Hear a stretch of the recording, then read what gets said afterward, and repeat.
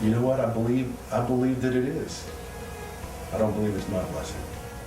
You know, I had a lot of people that came on and yeah, they were gung-ho, yeah, let's go do this. And then, you know, a couple months would go by and, you know, they'd hear another report on the news and think, I can't do this, it's too dangerous. And so they backed out. And constantly, and up until the week before we were gonna go, my camera crew backed out. It was fear, you know, and I say nothing to fear but fear itself. I wasn't gonna let fear stop me. I just decided, by God, these are just little kids, and they need a little help. So let's go over there and find out what it is and show that you can do it, so that we could set an example that other people could just take it upon themselves and do the same thing.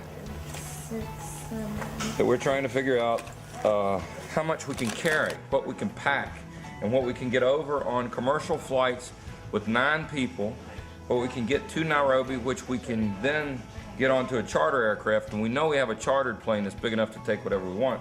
We should be able to get 9 times 3 or 27 total bags. That has to include our personal belongings and all of the aid that we're carrying. We have David Marks right here, who's our physician, traveling physician, and head of logistics from this point, because there's way too much stuff in here for me to figure out. We'd like to thank everyone at Stormcase for helping us out with all these cases. So here we're packing our necessary gear, which is our camping stuff, because there's nowhere to stay. So we have sleeping bags, tarps, tents, basic needs for camping. That's all A, meaning like we gotta have some place to sleep when we get there.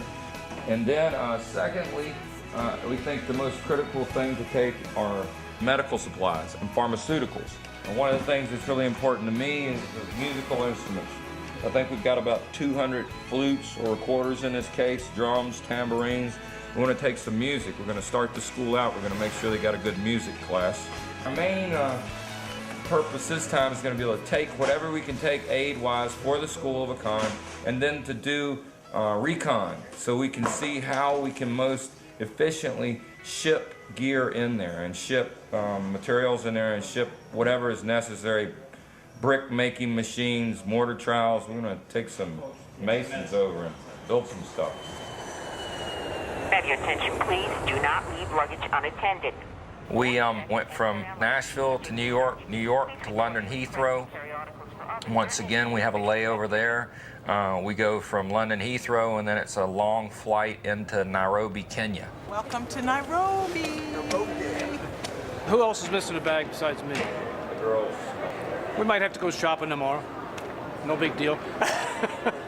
The whole thing was just hairy. You know, we got there, half the stuff, like personal belongings of people didn't show up, didn't make the whole trip, but every case of aid that we took made the trip, which was unbelievable.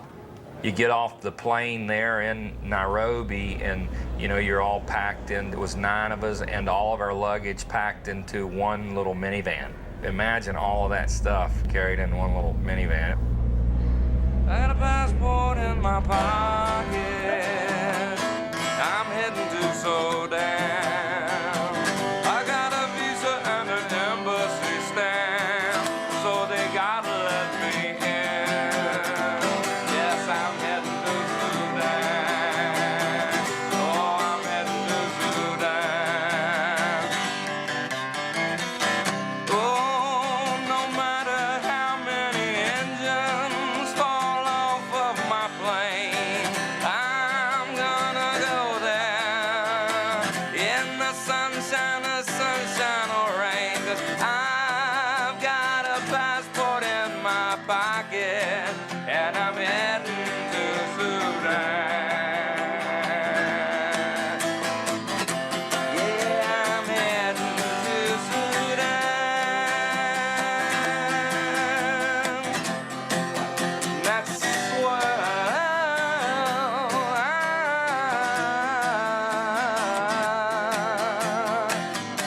I'm heading to Sudan.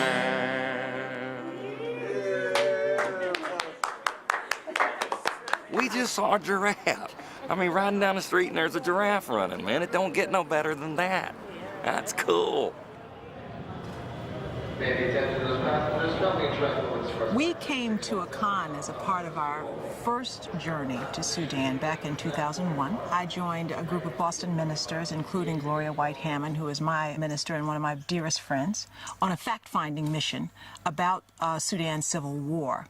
And one of the allegations that was a part of this war was slavery. We couldn't believe that slavery existed, so we were invited here by a human rights group to see for ourselves.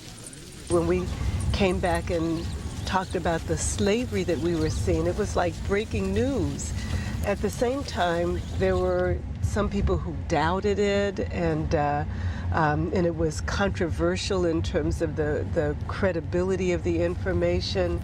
And yet, we knew the stories that we'd heard, we met the people, we saw the scars, and we knew that it was really going on. You know, a lot of the children that we've met, 50% of them are either orphaned from the wars or bought back out of slavery from the north. Because a lot of these children were abducted when the villages were raided during the war times. The CSI came in and they were actually redeeming the kids back to South Sudan. Right now we are still having some children there.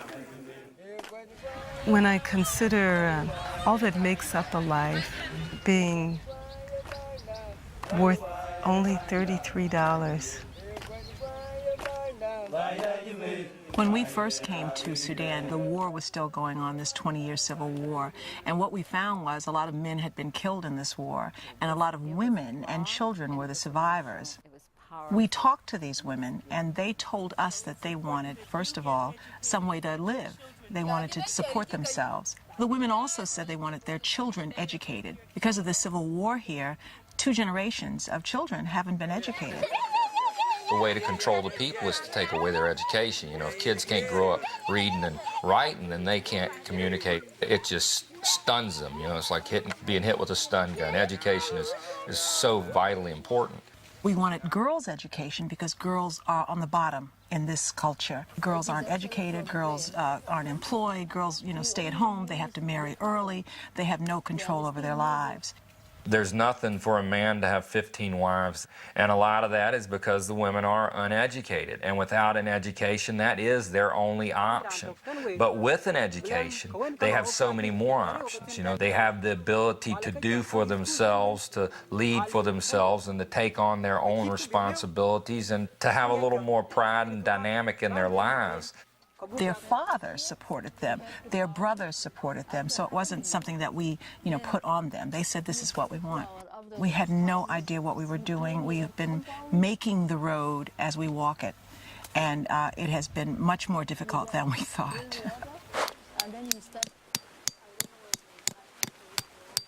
You hear about rock stars and movie stars who take on causes because they are the cause of the day. But when you hear about people coming here and spending any time, they have to have heart. They have to have heart. It's not easy to see the poverty, to see the despair. So people who come here, I am instantly in love with them because this place means so much to me. And there's so much work to do. You have to be resilient to live in this kind of place where the temperatures go up to 110 degrees.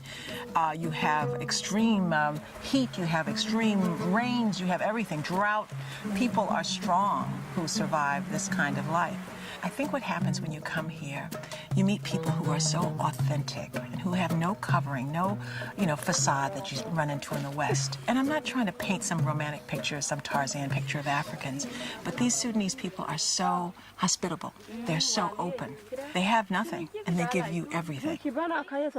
So I fell in love with the people because of their heart and their dignity and how they have survived and made it despite all odds, with nothing. I have a great deal of admiration for them.